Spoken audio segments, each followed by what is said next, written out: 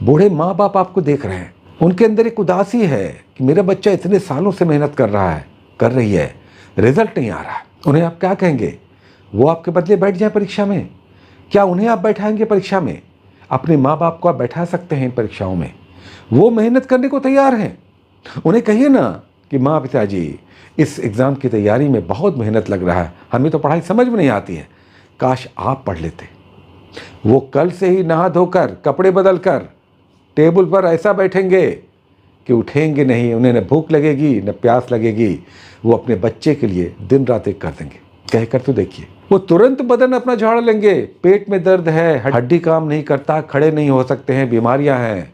अगर आप कहेंगे कि माँ पिताजी मेरे बदले आप पढ़ लीजिए, वो दिन रात एक कर देंगे। इस उम्र में भी आप जवान हैं, उनके लिए आपको ये सब करना चाहिए।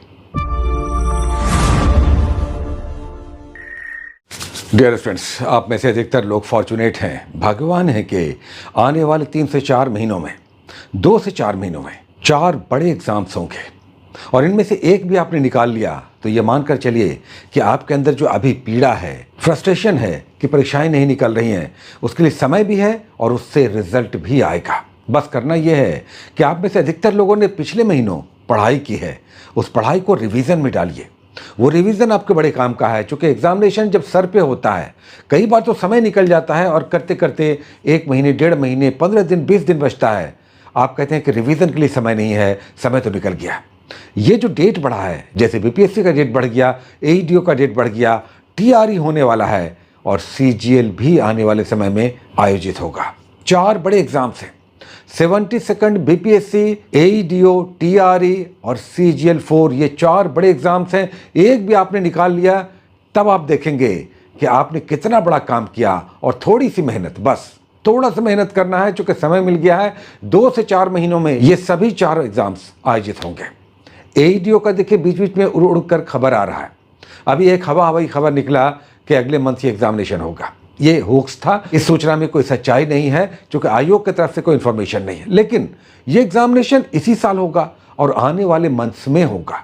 हो सकता है 2 महीने में, 2.5 महीने में, 3 महीने में हो, लेकिन जब भी होगा, ये कमाल का पोस्ट है एईडीओ का। एक ही बार आया है, सालों बाद आता है। इस एग्जामिनेशन की भी आपको तैयारी करनी चाहिए। तैयारी तो आप कर चुके थे, रिवीजन में डालिए। सब आप भूल चुके हैं, सारा आप भूल चुके हैं जो भी आपने इन तैयारियों के लिए पढ़ाई की थी।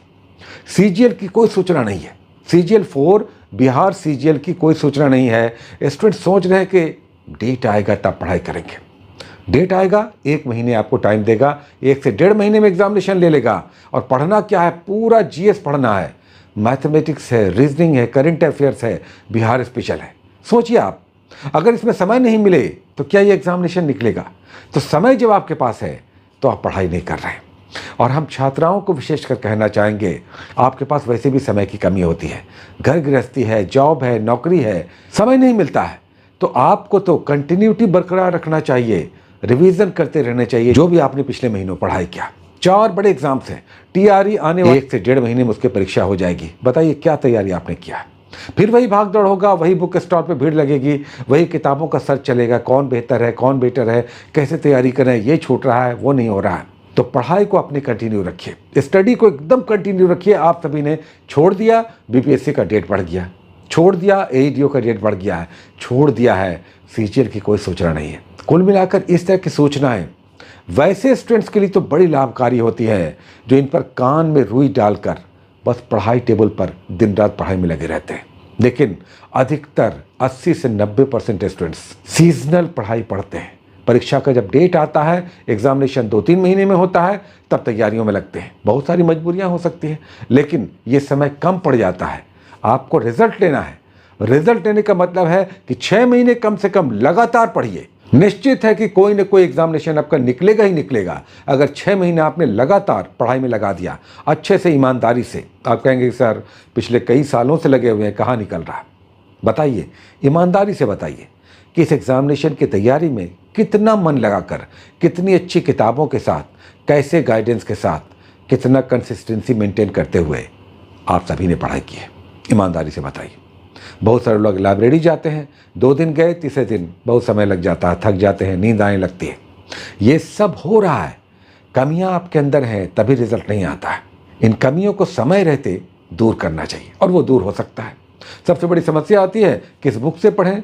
सर इकोनॉमी नहीं बनता, करंट अफेयर्स नहीं बनता है, बिहार स्पेशल नहीं होता है, साइंस में समझ में नहीं आता है। बताइए, इतना बड़ा खंड जनरल स्टडीज़ के, अगर केवल जनरल स्टडीज़ की बात करें तो इतना बड़ा खंड है आपका छूट रहा होता है। अगर सीजीएल की आप तैयारी कर रहे हैं, बिहार सीजीएल की, बीएससी सीजीएल की, तो आपको मैथ और रीजनिंग भी करना है। क्या आप कर रहे हैं? क्या मैथ आप बना रहे हैं या बना रही हैं? क्या रीजनिंग आप कर रहे हैं? अभी तक किताब का ही नहीं पता चला है कि कौन सी किताब से इनकी तैयारी करना है। टाइम निकल रहा है, ये निकलता चला जाएगा। और देखिए 1-1.5 महीना और बीतेगा ना, इसमें 2-3 ऐसे एग्जाम्स हैं जिनकी घोषणा हो जाएगी, होना ही है। और जब भी घोषणा होगा 1 से 1.5 महीना आपको समय मिलेगा। सोचिए 1 से 1.5 महीने में इतने बड़े सिलेबस को आप कैसे कवर करेंगे या करेंगे। और घर की स्थिति भी को तो देखिए, घर की हालत देखिए, अपने माँ बाप, अपने परिवार, अपने बच्चों को, अपने भाई बहन को, अपने समाज को, गांव को, मोहल्ले को, सबको देखिए। सबकी निगाह आपके ऊपर है। बूढ़े माँ बाप आपको देख रहे हैं, उनके अंदर एक उदासी है कि मेरा बच्चा इतने सालों से मेहनत कर रहा है, कर रही है, रिजल्ट नहीं आ रहा। उन्हें आप क्या कहेंगे? वो आपके बदले बैठ जाए परीक्षा में? क्या उन्हें आप बैठाएंगे परीक्षा में? अपने माँ बाप को आप बैठा सकते हैं इन परीक्षाओं में? वो मेहनत करने को तैयार हैं। उन्हें कहिए ना कि माँ पिताजी, इस एग्ज़ाम की तैयारी में बहुत मेहनत लग रहा है, हमें तो पढ़ाई समझ में नहीं आती है, काश आप पढ़ लेते। वो कल से ही नहा धोकर, कपड़े बदल कर टेबल पर ऐसा बैठेंगे कि उठेंगे नहीं। उन्हें न भूख लगेगी न प्यास लगेगी। वो अपने बच्चे के लिए दिन रात एक कर देंगे।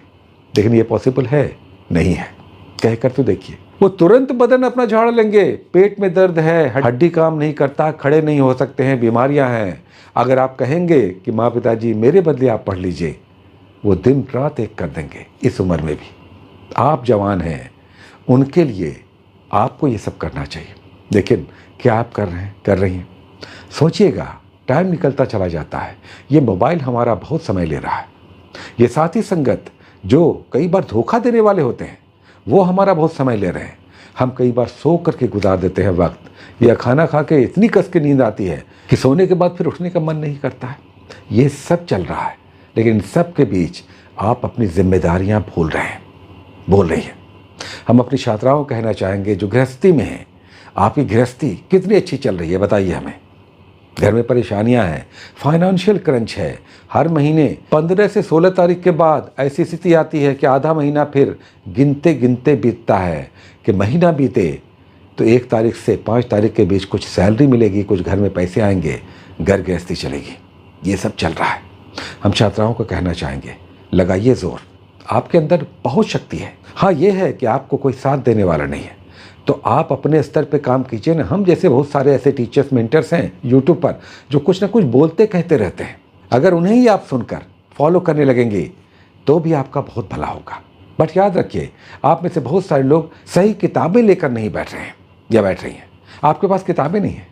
एक एप्रोप्रिएट बुक, चाहे जीके जीएस की हो, चाहे मैथ्स की हो, चाहे रीजनिंग की हो, करंट अफेयर्स की हो, एक एक किताब कम से कम ज़रूर रखिए।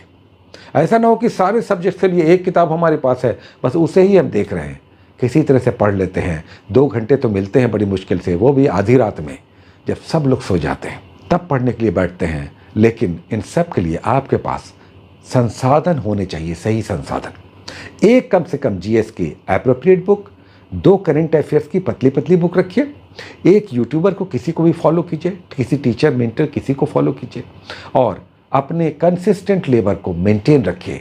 डेली पढ़ेंगे आधे ही घंटे से ही, ठीक है? बहुत सारी शुभकामनाएं। All the best, take care.